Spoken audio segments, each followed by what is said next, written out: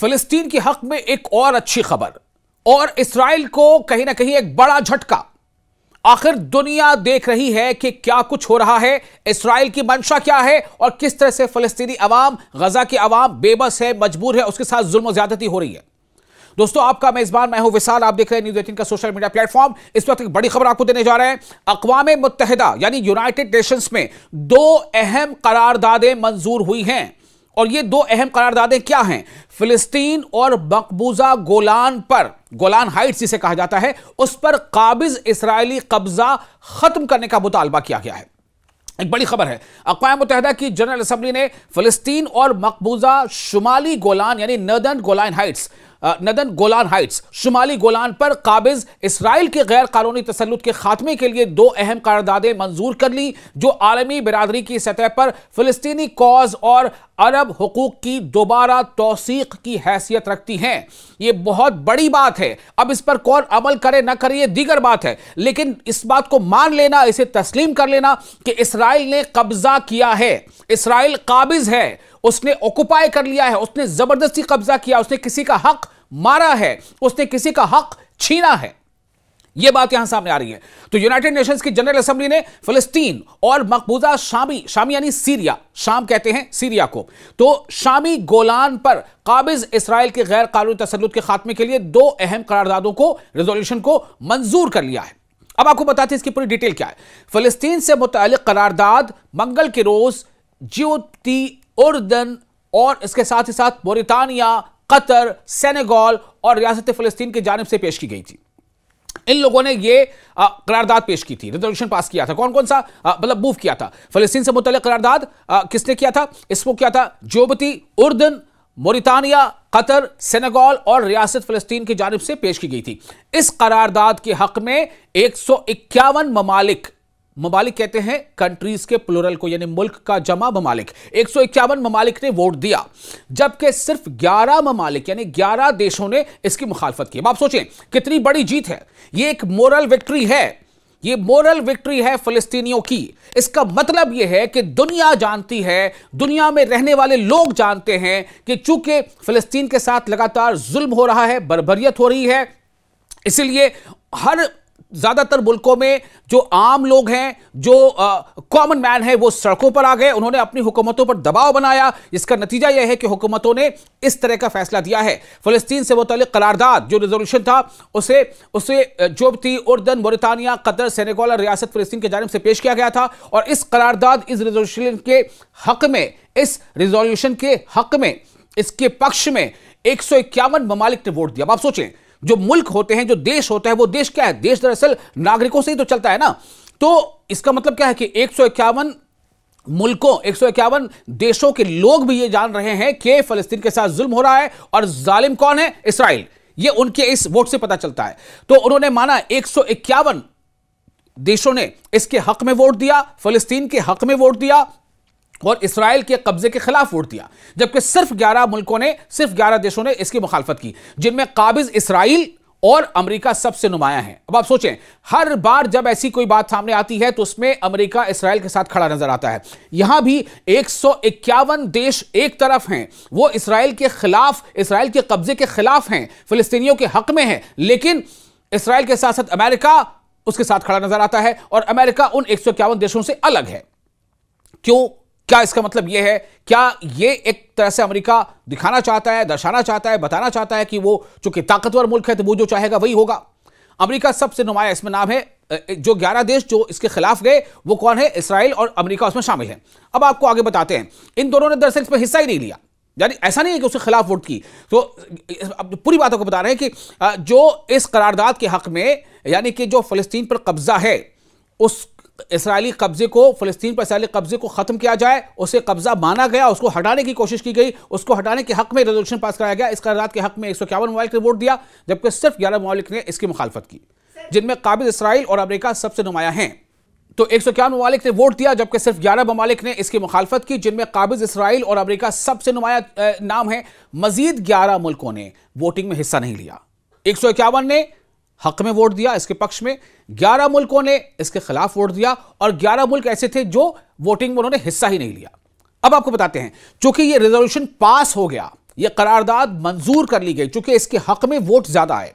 तो मंजूर शुदा करारदाद अक़वाम मुत्तहिदा यानी यूनाइटेड नेशंस की फ़लस्तीनी मसले के हवाले से जिम्मेदारी का इरादा करती है और मुतालबा करती है कि काबिज इसराइल 1967 के बाद कब्जे में ली गई तमाम फ़लस्तीनी सरजमीन से हट जाए। साथ ही यह करारदाद दो रियासती हल की भी हिमायत करती है। इसी दो रियासती हल की तरफ अभी हाल ही में पॉप लियो ने भी यह कहा था कि दो रियासती हल ही एक वाहिद रास्ता है मुकम्मल अमन शांति का।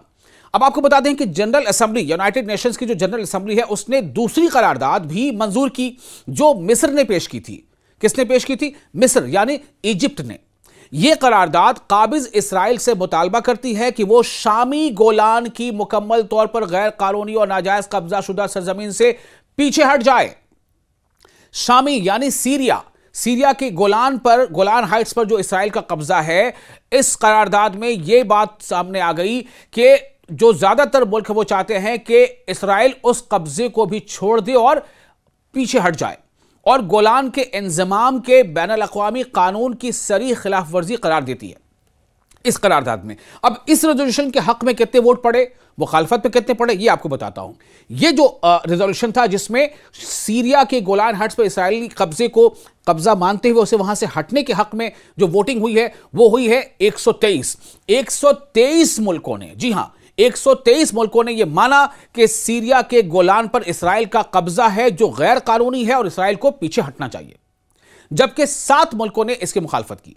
मुखालफत यानी विरोध करने वाले मुल्क कितने हैं, देश कितने हैं? सिर्फ 7। और इसके पक्ष में कितने हैं? 123 मुल्क। दुनिया के 123 मुल्क इसके पक्ष में हैं कि इसराइल का कब्जा गैर कानूनी है और इसराइल को अपना कब्जा खत्म कर लेना चाहिए, इसराइल को सीरिया के गोलान से पीछे हट जाना चाहिए।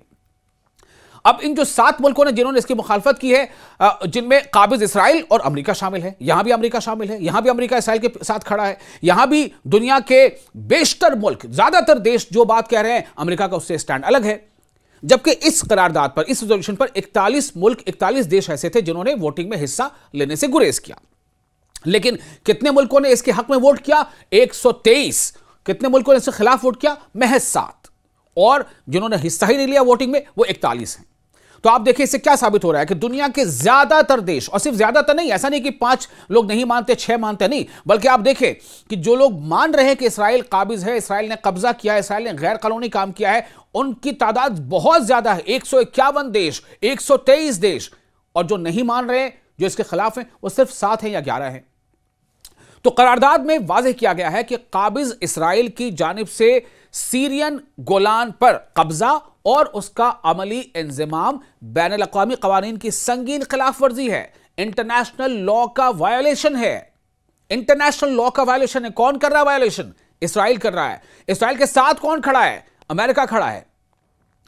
तो यहां पर यह बात सामने आ रही है कि करारदाद में जो बात सामने आई है कि इसराइल की जानिब से शामी गोलान यानी जो सीरियन गोलान पर कब्जा और उसका अमली इंजमाम बैनुल अक़वामी क़वानीन की संगीन खिलाफ वर्जी, अंतर्राष्ट्रीय कानून का उल्लंघन है और सलामती कौंसिल की सन 1981 की करारदाद नंबर 497 से बराह रास्त मुतसादम है, यानी उससे टकराती है। तो इस करारदाद के बाद जारी होने वाले पहले रद्द-ए-अमल में सीरिया के वज़ारत ख़ारजा ने, यानी जो एक्सटर्नल अफेयर्स मिनिस्ट्री होती है, सीरिया के वज़ारत ख़ारजा ने कहा है कि करारदाद यानी रेजोल्यूशन काबिज इसराइल से मुतालबा करती है कि वो पूरे के पूरे मकबूजा शामी गोलान यानी सीरियन गोलान से इनखला करे, वहां से पीछे हट जाए, कब्जा छोड़ दे, खाली कर दे। वज़ारत ख़ारजा के तर्जुमान यानी वज़ारत ख़ारजा के मुताबिक करारदाद के हक में बढ़ते हुए वोट इस बात की दलील हैं कि आलमी सतह पर नई शाम के मौक़िफ़ और मकबूजा गोलान की आज़ादी के उसूली मौक़िफ़ को मुसलसल बढ़ता हुआ आलमी ताउन यानी अंतर्राष्ट्रीय समर्थन, इंटरनेशनल सपोर्ट हासिल हो रहा है। तो अब आप देखें, अब आप सोचें जरा कि जो इसराइल ये कहता रहा है कि हमारे पर हमला हो रहा है या फिर ये कि हमें जो है परेशान किया जा रहा है, आप सोचें इसराइल ने ही दरअसल इसकी कहीं ना कहीं बुनियाद रखी है। इससे ही बात सामने आ रही है। क्योंकि आज अगर दुनिया के ज्यादातर मुल्क इसराइल के खिलाफ नजर आते हैं तो क्यों नजर आते हैं? इसलिए कि लोगों को यह महसूस हो गया है कि इसराइल ने एक लंबे अरसे तक दुनिया की आंखों में धूल झोंका, एक लंबे अरसे तक उसने हकीकत जो है छुपाई, लोगों तक हकीकत पहुंचने नहीं दिया। अब जब लोग इसके तरफ मुतवज्जे हुए, अब जब इस जंग के बाद से लोगों ने इस मुद्दे को गौर से समझना शुरू किया, तो लोगों को यह एहसास हो गया कि दरअसल गुनहगार कौन है, या गलत कौन कर रहा है, या गैर कानूनी काम कौन कर रहा है। इस्राइल कर रहा है। ये हम नहीं कह रहे हैं, ये यूनाइटेड नेशंस जनरल असेंबली कह रही है। यूनाइटेड नेशंस जनरल असेंबली में जो करारदाद पास हुई है, जो रेजोल्यूशन पास हुआ है, वहां से ये संदेश सामने आ रहा है। लेकिन सबसे बड़ी बात यही है, कहते हैं ना कि जिसकी लाठी उसकी भैंस। अब आप सोचें, क्या यह माना जाए कि भाई आप गलत पे गलत करते जा रहे हो, आप इंटरनेशनल लॉ के वायलेशन करते जा रहे हो, लेकिन चूंकि अगर आपके पास ताकत है तो आप सब कुछ करते रहोगे, और जिसके पास जो थोड़ा कमजोर है वो सिर्फ ये मजबूर होगा कि वो आपके जुल्म को सहे, वो आपके जुल्म के खिलाफ खुद को खड़ा करने की जद्दोजहद भी ना करे, उसके खिलाफ वो अपने डिफेंस में वो खड़े भी ना हो, अपने डिफेंस में वो आप पर जो है वार भी ना करे। तो लगातार इस्राएल की ऐसी हरकतों को साथ किसका मिल रहा है? अमेरिका का। आपने देखा कि 151 मुल्क जहां फलस्तीन पर कब्जे के खिलाफ हैं, इस्राएल के खिलाफ हैं, लेकिन वहां पर इस्राएल के साथ खड़ा कौन है? अमेरिका। आपने देखा कि 123 मुल्क जहां सीरिया के गोलान पर इस्राएली गैर कानूनी कब्जे के खिलाफ हैं, वहां इस्राएल के साथ कौन खड़ा है? अमेरिका। अब आप समझे कि दरअसल हो क्या रहा है। दुनिया को डेमोक्रेसी, जमहूरियत, इंसाफ की बातें बताने वाला दरअसल वो इंसाफ के साथ है या नहीं, यह आप खुद तय करें। आप देख रहे थे न्यूज़ 18 का सोशल मीडिया प्लेटफॉर्म। मैं हूं आपका मेजबान विशाल। आपको ये वीडियो कैसा लगा? अपने तासुरात, अपने रिएक्शंस आप हमें कमेंट बॉक्स में शेयर कर सकते हैं।